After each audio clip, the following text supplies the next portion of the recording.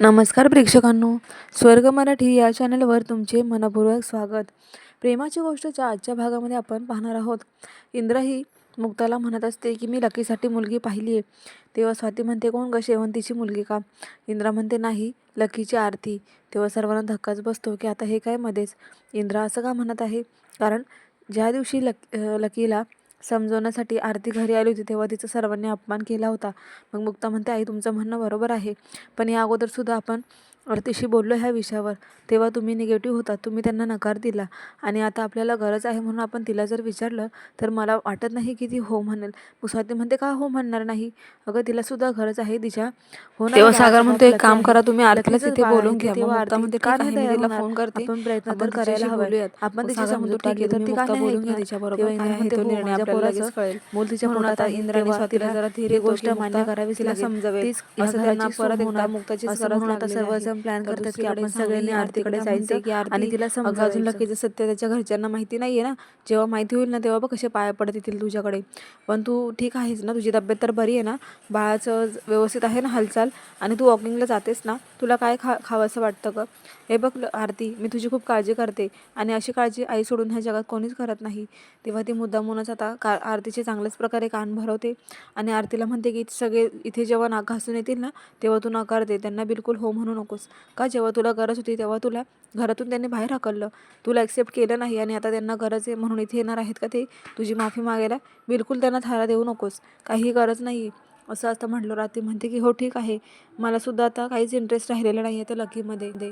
तर पुढे सावनी आरतीला म्हणत असते की तुला माहीत नाही आहे, तू त्यांच्या गोड बोलण्यावर बिलकुल भाळू नकोस, कारण कोळी परिवार हा खूप स्वार्थी आहे आणि त्यांना गरज आहे म्हणून तुझ्यासमोर नाक घासायला येतील. आणि ती मुक्ता माहिती आहे ना तुला कशी म्हणते ते, की आरती तू बिझी आहेस का, येतेस का मला भेटायला, असं म्हणून तुला बोलवून घेईल आणि तिकडे तुला चांगलंच तुझ्यावर प्रेशर आणून तुला लग्नाला तयार करतील. तेव्हा तो तुझा निर्णय आहे, बघ तुला काय करायचं ते. मी तर तुला फक्त एक मार्ग दाखवायला आली होती की ते खूप स्वार्थी आहे. तेव्हा तू स्वतःचासुद्धा विचार कर, दुसऱ्यांचा विचार करू नकोस. उद्या काय माहिती तुझ्या डिलेवरीची वेळ आली आणि मग अचानक लकीने तुला धोका दिला आणि जर त्या बाळाची कस्टडी तुझ्याकडे दिली तर तू कशा प्रकारे अडकशील याचा जरा विचार कर. आता असं सगळं बोलल्यानंतर इकडे मात्र आरती पूर्णपणे निगेटिव्ह होते, पण तिला तिच्याकडे उत्तरच नसतं. ती म्हणते की मला काय करू तेच कळत नाही. सावनी म्हणते, हे बघ, शेवटी निर्णय तुझा आहे, तुला जे करायचे ते कर आणि तेच योग्य असेल. पण मला काय म्हणायचं आहे, मी फक्त तुला एक आईच्या काळजीपेक्षा पण जास्त काळजी दाखवत, तुझ्यावरती माया दाखवत असं तुला अलर्ट करते की मी जे अनुभवलं आहे ना ते तुझ्यावरती वेळ नको यायला. तुला माहीत आहे मी सुद्धा कोळी परिवारातीलच एक सदस्य आहे आणि मी जे अनुभवलं आहे ना तेच तुला मी सांगते. तेव्हा अनुभवाने हुशार व्हायचं. असं सगळं बोलल्यानंतर आरती मात्र खूप घाबरते. तितक्यात त्या दोघांचं बोलणं चालू असताना समोरून मुक्ताने आता आरतीला कॉल केलेला असतो. तेव्हा मुक्ता म्हणते की आरती, तू बिझी आहेस का, बरी आहेस ना? इकडे सावनीला कळतं की मुक्ताचा फोन आहे. ती म्हणते, मला वाटलंच की मुक्ता हिला फोन करेलच. तेव्हा आरती खूप घाबरत घाबरत बोलत असते. तेव्हा मुक्ता ही आरतीला म्हणते की तुला वेळ असेल तर प्लीज घरी येतेस का, मला जरा काम आहे. तेव्हा आरतीला ती म्हणते की प्लीज नाही म्हणू नकोस, प्लीज माझ्यासाठी ये. तेव्हा आता फोन ठेवते आणि आरती आता हो नाही म्हणत पण फक्त फोन ठेवते. इकडे मुक्ता तर तिची वाट बघायला लागते. तर आता सावनी म्हणते की बघ आता निर्णय तुझ्या हातात आहे, असं म्हणून सावनी आता घरी निघून जाते. आरतीला मात्र तिने चांगल्याच प्रकारे ब्रेन वॉश केलेला असतो आणि त्यामुळे ती एकटीच विचार करत बसते. तर दुसरीकडे सावनी ही घरी आलेली असते आणि तिचं काहीतरी वेगळंच रूप असतं. ती म्हणते की आता ही सावनी मरणार आहे, हे जे काही माझं रूप आहे ते आता नष्ट होणार आहे, कारण त्याशिवाय दुसरी सावनी ही कशी तयार होईल. सावनी ही म्हणत असते की वरतून हसणारी, मनामध्ये दुःख व्यक्त करणारी ही सावनी आता बाहेरून रडणारी सावनी राहणार नाही, कारण ही सावनी मरायलाच पाहिजे, त्याशिवाय दुसरी सावनी तयार कशी होईल. आता घाबरायचं नाही. एकेकाळी असं होतं की मी दोन मुलांना जन्म दिला होता, माझा परिवार वेगळा होता, पण माझ्या आशा अपेक्षा पूर्ण न झाल्यामुळे माझी जी काही परिस्थिती आहे ती बदलवण्यासाठी मी असं काही केलं. खूप जीवापाड प्रेम केलं एका व्यक्तीवर आणि त्यानेसुद्धा माझे लचके तोडले, माझा जीव घेतला. म्हणूनच आता ही सावनी ह्या जगात राहणार नाही, असं म्हणून ती आता पाण्याचं एक मडकं भरून घेते आणि म्हणते की आता ही सावनी इथून मरणार आहे आणि दुसरं रूप तिचं जागा होणार आहे. असं म्हणून तो ते मडक्यातलं पाणी तिच्या डोक्यावर ओतून देते आणि अशा प्रकारे तिची पूर्णपणे आंघोळच ती करून आता मोकळी झालेली असते. आणि म्हणते की ही सावनी बोलायची, धमक्या द्यायची, पण तसं काहीच होत नव्हतं. पण आता न बोलता ही सावनी कसे वार करेल ना तेच तुम्ही पहा. आता प्रत्येकाचा मी बदला घेणार आहे.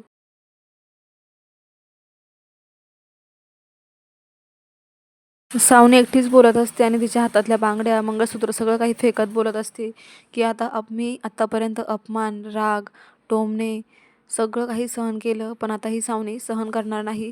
आणि दुर्दैवाने माझ्या नशिबाने सुद्धा माझ्या पूर्ण इज्जतीचे धिंडवडे काढले. पण आता तसं होणार नाही, कारण आता दुसरी सावनी येणार आहे. ती मात्र आता न बोलता कसे वार करते ना, हे सगळ्यांनी पहा. तर सावनी म्हणते की सगळ्यांनी आता जागे व्हा, कारण ही दुसरी सावनी लवकरच तुमच्या समोर येणार आहे. तर इकडे आता घरी आरती आलेली असते आणि इंद्रा तिला आल्याबरोबर लगेचच जवळ घेते आणि म्हणते की आली का माझी बाय, आरती आली.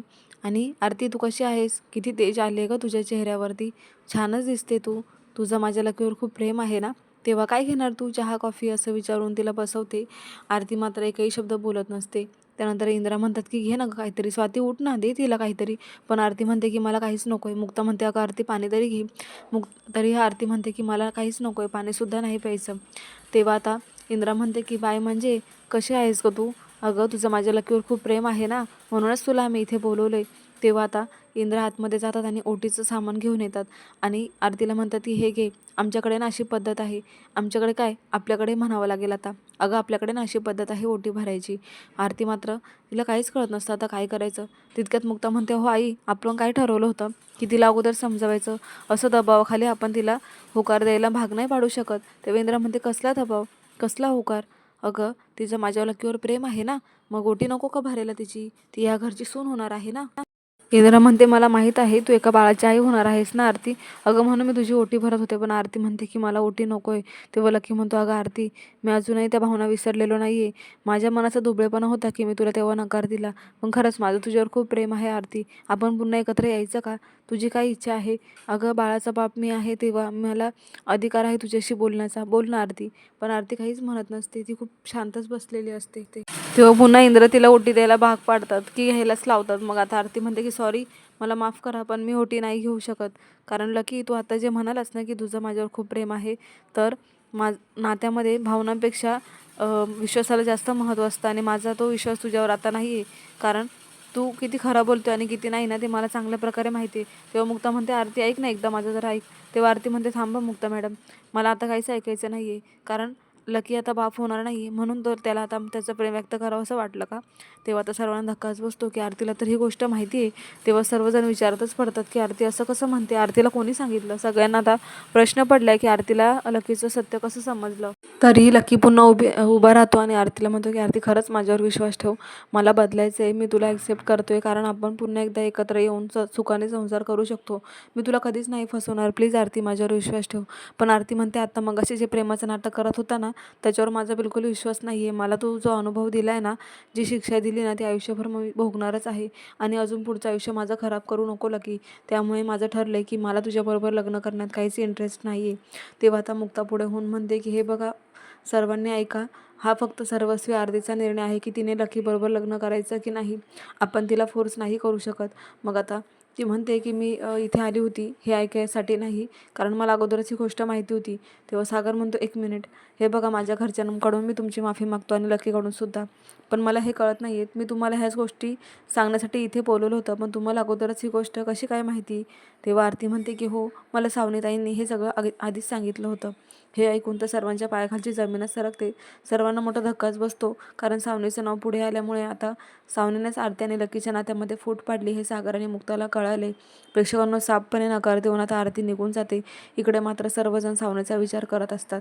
तर सावनी ही रूममध्ये तिचं साडी, तिची ज्वेलरी सगळं काही काढून फेकून देते आणि एक दुसऱ्याच प्रकारचा ड्रेस घालून तिची हेअरस्टाईलसुद्धा चेंज झालेली आहे. असा वेगळाच लूक आपल्याला मालिकेमध्ये पाहायला मिळणार आहे. सावनीचं नवीन रूप जे कोळी परिवाराला उद्ध्वस्त करण्यासाठी उभं झालंय आणि ती म्हणते की आता जुनी सावनी ही मेली आहे आणि सावनीचं नवीन रूप आलेलं आहे. तर प्रेक्षकांनो पुढे असं जबरदस्त ट्विस्ट येणार आहे. पण सावनीचं नाव घेतल्यामुळे सागर आणि मुक्ता मात्र एकमेकांकडेच पाहतात, कारण आरतीने आता सावनीचं नाव घेतल्यामुळे पुढे आता सागर आणि मुक्ता सावनीला कशाप्रकारे जाब विचारणार आहे तेच आपल्याला पाहायचे. तर प्रेक्षकांनो हा भाग इथेच संपलेला आहे.